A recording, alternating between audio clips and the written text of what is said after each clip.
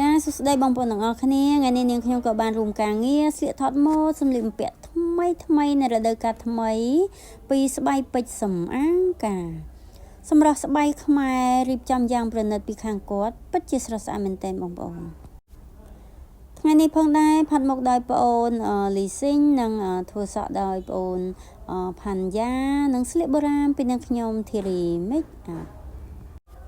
ចាមិនទៅសារមិនបានសម្រស់ស្បៃខ្មែរបុរាណយើងពិតជាស្រស់ស្អាតមែនទែនបងប្អូន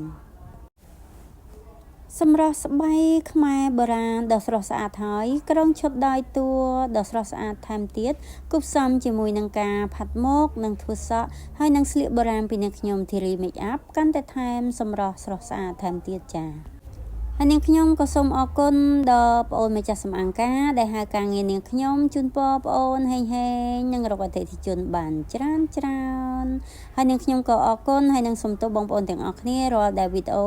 នាងខ្ញុំការនិយាយស្ដីរបស់នាងខ្ញុំមានទាស់ខុសត្រង់ណាអីសូមអធិស្ឋានផងចាហើយអរគុណបងប្អូនដែលតែងតែឲ្យបេះដូងនិងខមមិនពីវីដេអូនាងខ្ញុំអរគុណច្រើនជូនពរបងប្អូនទាំងអស់គ្នា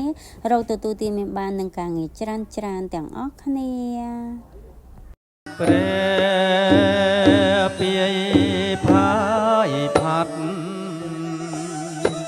ពពករសា